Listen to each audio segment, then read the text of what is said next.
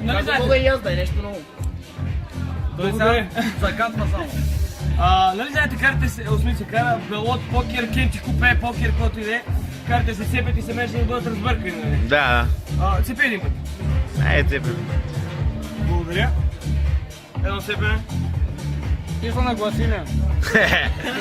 Да, всички една. Да, в смисъл, да, забравих да ще покажа обикновен как. Добре, и аз искам да ги разцепя един път, так. Сега ще разкажа една история, която ми случи пред Народния театър Жълтите павета.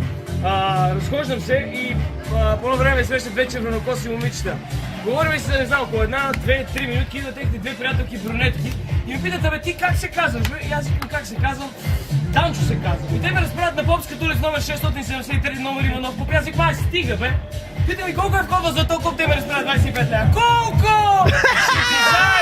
Ще 25 лева, много скъпо бе. Обаче бяха много яки и извикам на моя приятел Тони. Викам, толкова братле, слушай сега внимателно. На Попската улица, номер 730, и те викат, не, грешно си разбрал, братле.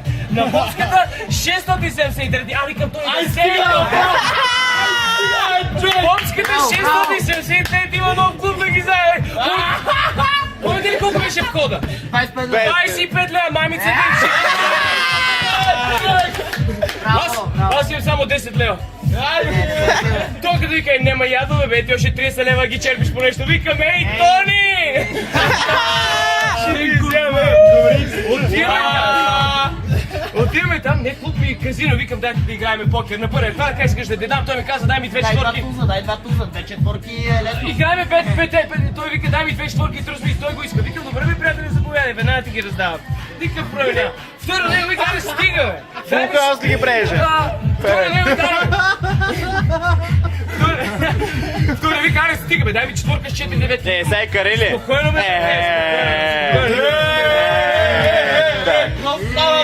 Always the must, always the must. Да, третия! Always the must. Третия вика, братле, all-in! Да. Даваш 8 с 4, ту взимам парите и си тръгвам. Ай, стига направо. Ой, знаете ли какво прави? Става, взима парите и си тръгвам. Викам, братле, Ми, какво да какво прави? правиш, бе? Ай, стига, бе! Той знаете ли какво вика? Вика ми, хей, Данчо! Няма как да биеш тази ръка. Викам, братле, аз раздавам, аз бия. Дай ми кисна ръката, ева.